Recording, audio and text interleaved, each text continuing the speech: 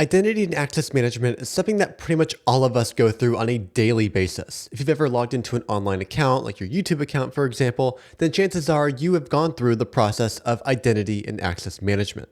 So in this video, we're going to explain exactly what it is and the steps involved in this process so you better understand how it works for yourself. So first and foremost, what exactly is identity and access management? Identity and access management, or IAM, is the process of verifying a person's identity and then granting them access to the right resources. So basically, you're trying to figure out who exactly someone is and what exactly they're trying to access and seeing if they are allowed to access those resources. Now, this is typically broken down into two different parts. You have the identity management side, and then you have the access management side. So let's break down what these two parts are. The identity management side basically asks the question, who is trying to access these resources and are they who they claim to be?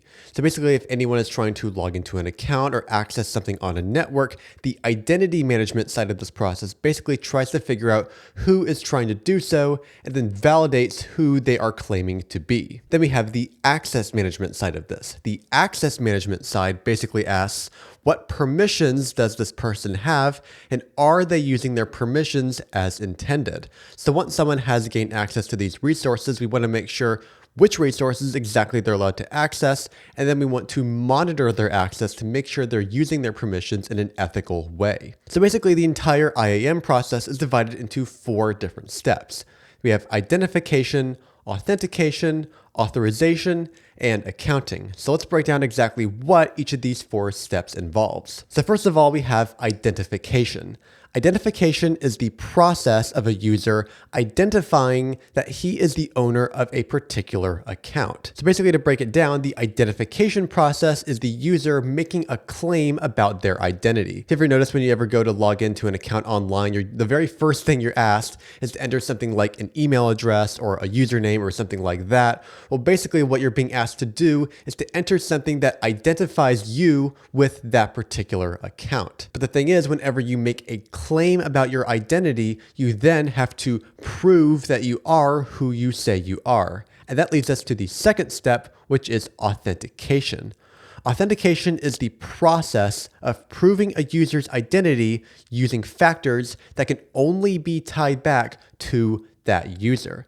So think about it. Whenever you go to log into an account online, once you enter your email address, you're then usually asked to enter some kind of a password. This is basically the system's way of saying, okay, you claim to be this particular person. Now you have to prove that you are who you say you are by entering something that only that person would know. So you have identification, which is making a claim about your identity, authentication, which is proving your identity, and then once those 2 factors are in place, you're then usually allowed access to the resources that you are given. But in order to figure out which resources that you're allowed to access, you have the third step of the process, which is authorization. Authorization is the process of determining what a user is allowed to access and providing that access based on their inherent privileges.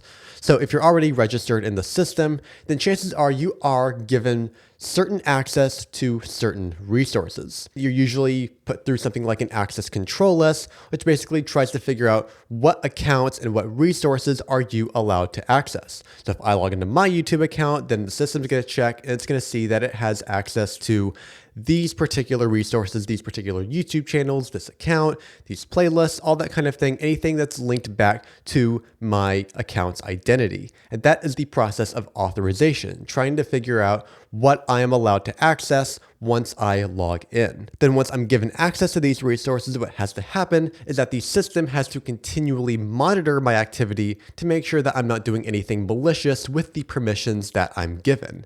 And this gives us to the 4th step of the process, which is accounting. Accounting is the process of logging and monitoring user behavior to detect malicious activity so security teams can respond as efficiently as possible. Now, trust is a very important part of the security process because depending on the amount of trust that you're given, people can do different things with the permissions that they have. So you have to be very careful about the permissions that you give people because any level of permissions or any level of privileges could be something that could facilitate facilitate an attack. So whenever someone is given access to certain resources, you have to make sure that the people use their permissions wisely and they're not intending to do any sort of malicious activity with them. And then once you get all the logs and everything and you get them all managed, you have to basically send them back to a centralized tool so you can aggregate those logs and then analyze them as they're coming in. And that way you can respond as efficiently as possible to prevent any kind of attacks. So that's the entire identity and access management process. You have identification, which is a user claiming their identity; authentication, which is the process of a user proving their identity; authorization, which is providing users access to certain resources based on their privileges; and then you have accounting, which is monitoring user behavior to make sure they're using those permissions as intended. So that's all for now. Thank you so much for watching. I'll see you all next time. Adios.